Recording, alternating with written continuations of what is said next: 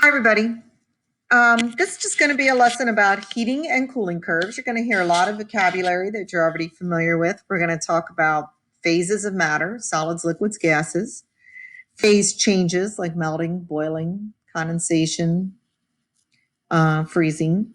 And we're going to talk about what's happening to the particles as far as their spacing and their energy, throughout the heating curve.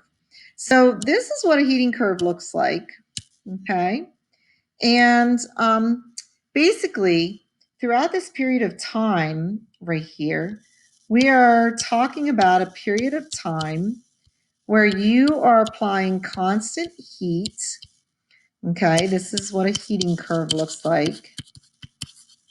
And throughout all of these presentations, you may want to stop and take some notes or draw something. It's up to you. You can pause and take notes or whatever at any point. But throughout this period of time, what they're doing is taking a sample of matter and applying a constant heat to it. So this would be, let's say, for example, 0 Celsius and 100 Celsius. And our matter starts down here below 0 Celsius. This would be a solid. And so if you take a solid and you heat it up, okay, you apply constant heat, the temperature is going to go up. During part B of this curve, it might look like, they quit heating it because the temperature quits going up. But they are still applying a constant heat. It's just that all of the heat that's going into the matter is no longer being used to raise the temperature and increase the motion.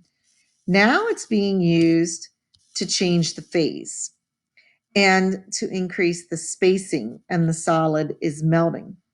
Once all of the solid has melted and it's all a liquid, and they're still adding heat, then once again, the heat will go in and be used to increase the motion. So the temperature will go up because the particles are moving faster. They will eventually be moving fast enough that they can, break away from each other and get into the gas phase. This is when boiling will happen. Now the temperature is going to stay the same because all the heat that's being added is being used to increase the space between the particles instead of increasing their motion. But once all the particles are spaced apart, and if you continue to add heat, then the particles will start to go faster and faster. So this is what a heating curve is like. And all of that I just talked about, I want to give you some notes about that. We want to know what's happening in each segment. We want to know what's the phase that's present. Is it a solid, like in part A? Is it a liquid turning into a gas, like in part D? Okay. What is happening to the particles? Are they moving faster or are they moving farther apart? And what kind of energy? If particles are moving faster, that's changing the kinetic energy. Whereas if you are adding space between the particles, that is changing the potential energy of the particles. So there's our little heating curve picture that we were using. And in segment A of the curve, you have a solid, and because the temperature is going up, we know that it is increasing its kinetic energy, which means the particles are moving faster. Kinetic energy is the energy of motion.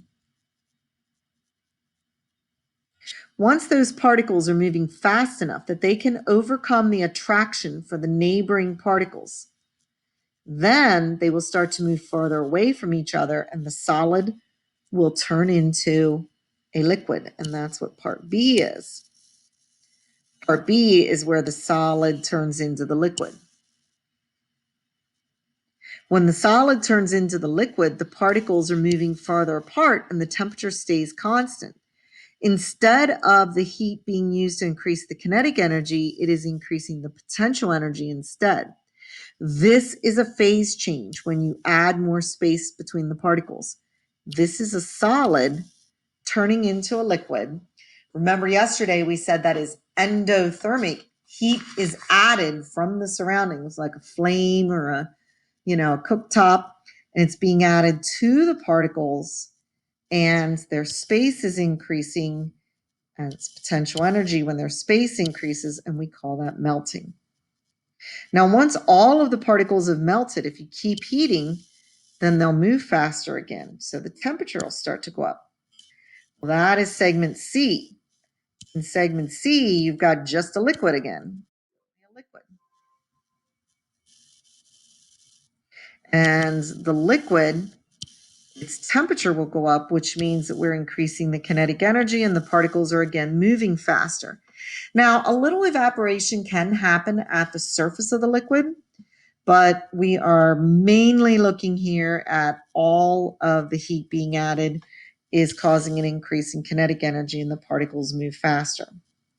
Once you see bubbles, then you know that all of the increase of kinetic energy has gotten the particles to a point where they are moving fast enough to escape the attraction they have for one another and move even further apart. And that's where you get to segment D.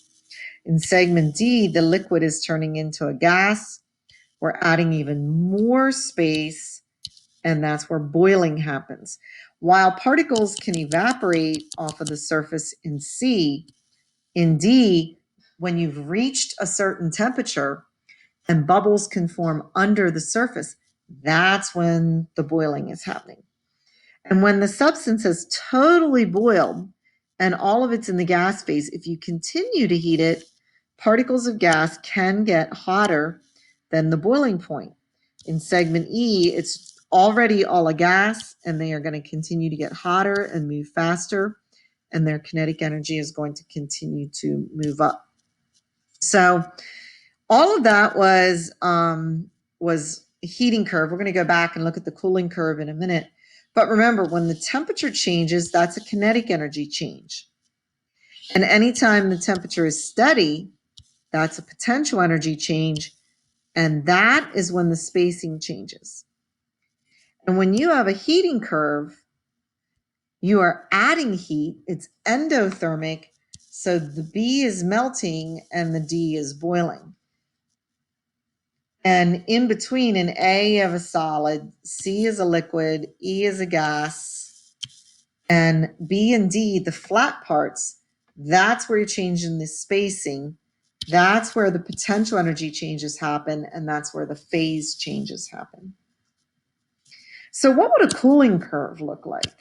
Well, a cooling curve, you would start with something that's hot and you would let it cool down at a steady pace. At a certain point, and oh my goodness, I'm terrible at drawing because I can't keep it flat, can I? But at a certain point, as you cool your substance down, the curve would level out.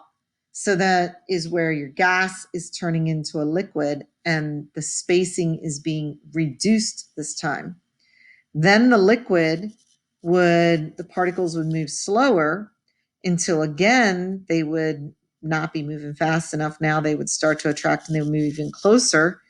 That's where, the freezing would happen. Okay. Right over there. And then once the entire substance has frozen, then the temperature will again start to drop. So this time you're starting as a gas. And then in the center section, it's a liquid. And in the bottom section, it's a solid.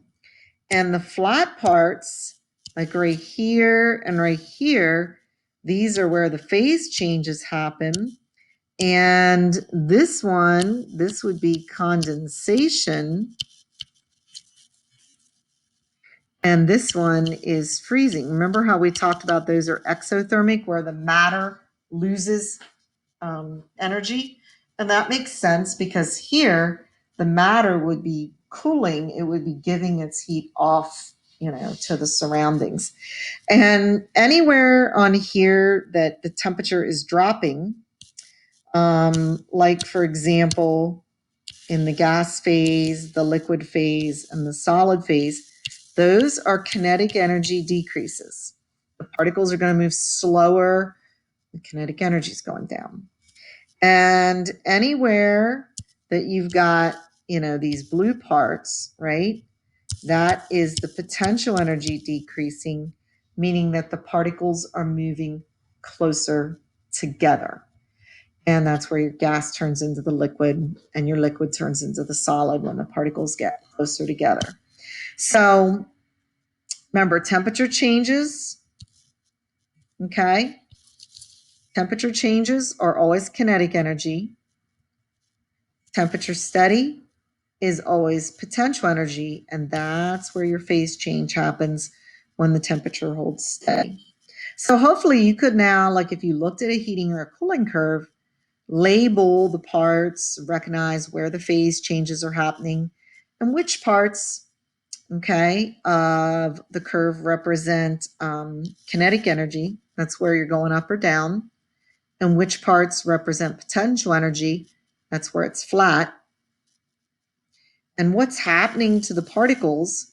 Well, if kinetic energy is changing, if it's going up, they're moving faster. If it's going down, they're moving slower. And if it's flat, if the potential energy is going up, the particles are moving farther apart.